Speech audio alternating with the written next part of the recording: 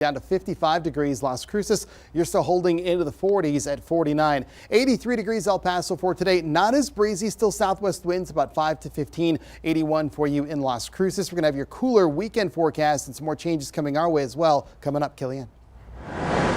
Excellent. Thanks for that weather update, Brad. Right now, we've got your traffic tracker on the roadways. Right at the 7 o'clock hour, thanks to the law offices of Ruben Ortiz. I-10 westbound, it appears, just passing Executive, and looks like they've probably passed that. So I-10 westbound, as you can see, the roadways are starting to pick up as we head into rush hour and get a little bit deeper in. And there it is. They're coming up on Sunland Park, and I love that area. So much so that I live in it. But anyways, as you can see, there's some traffic there on the left and the right. So just make sure that you proceed with caution, and you're certainly letting it wait. We encourage you to take our pledge on our website at kfoxtv.com. And as you can see right here, I'm going to give you a look at the east side of El Paso. Nothing to report. A little bit of slowdown outside here if you're headed into town, eastbound Montana, as you come up onto the 375 loop. We'll continue to keep you updated every 10 minutes.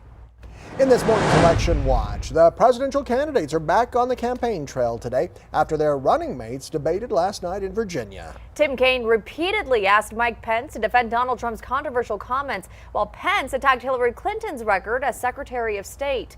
Kaine and Pence ended their one-on-one debate, actually, shaking hands. But for much of the night, the two went toe-to-toe, repeatedly talking over moderator CBSN's Elaine Quijano as they fiercely defended their running mates.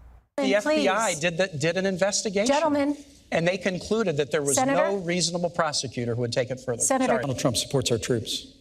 Donald Trump supports our veterans. He won't pay taxes. The discussion was amplified on social media. The most talked about moments were the candidates trading jabs on an insult-driven campaign. Trump and Clinton meet face-to-face for their second presidential debate this Sunday in St. Louis. Today, Clinton will hold private events in D.C. while Trump campaigns in Nevada. KFOX 14 spoke with a few El Pasoans who say despite the record number of viewers in the presidential election, they haven't been paying attention. Richard Pineda, a communications professor at UTEP, says it's unclear if the people who are watching the campaigns will show up to vote.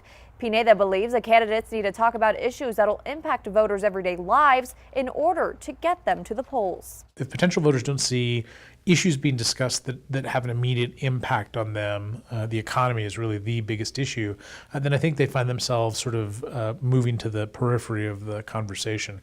According to our digital news partner Circa, many Americans they interviewed couldn't name this year's vice presidential candidates.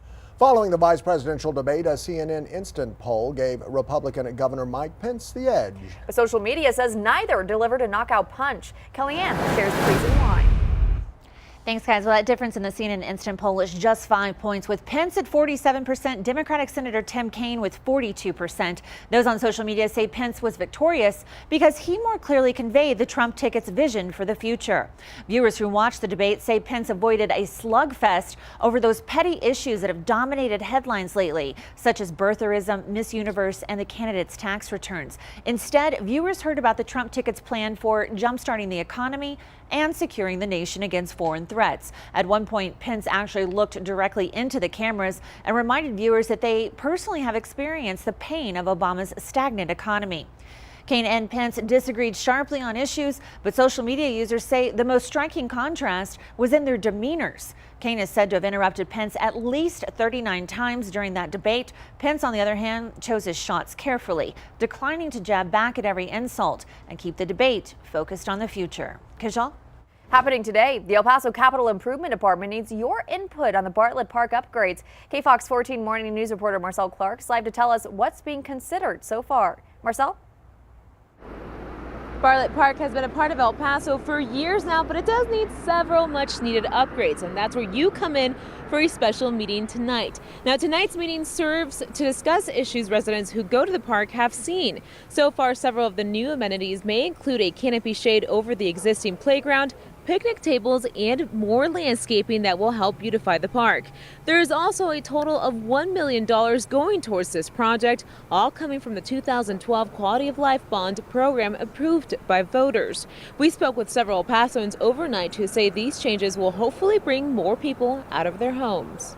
If there's upgrades in the parks, it would attract more children, which will lead to more active kids. I've seen holes on the grass.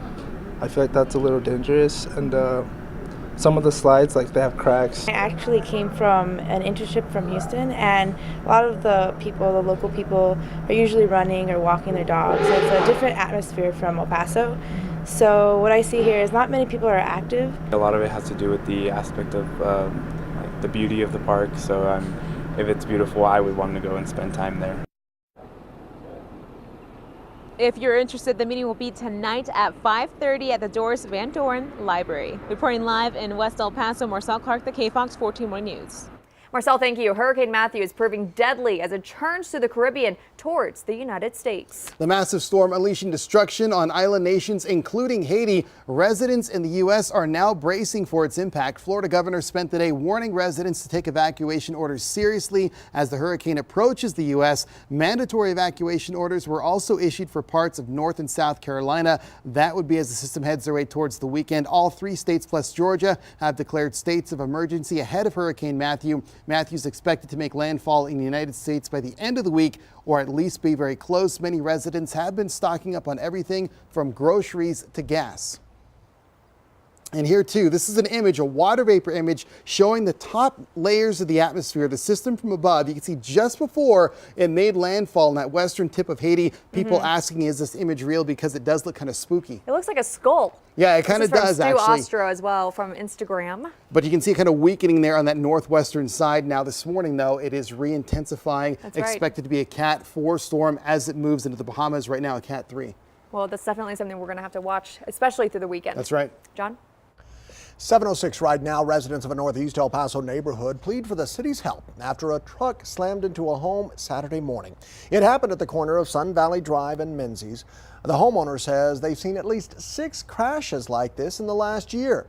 Neighbors believe the problem is poor lighting and a dangerous curb. The city's street maintenance department says workers installed a guardrail here last year, but there's not much else they can do right now.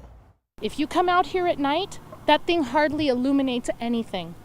There is nothing blinking anywhere on the streets to tell people slow down. We are looking at what other options we may have in terms of helping reduce this type of incidents in that area, but it's still a work in progress. Investigators haven't said why the woman lost control of her truck. El Paso City Council wants to shine a spotlight on the Sun City. The steps city leaders have now taken to try and attract Hollywood's attention. And spectators weren't the only ones commenting on the vice presidential debate. What one of Donald Trump's sons had to say about comments made during the face-off. Brad? And a cooler start out there this morning. A live look outside, complete emergency care, 57 degrees, beautiful clear skies. We're going to be talking about some changes coming our way for the weekend, getting even cooler. KFOX 14 Morning News, its coverage you can count on.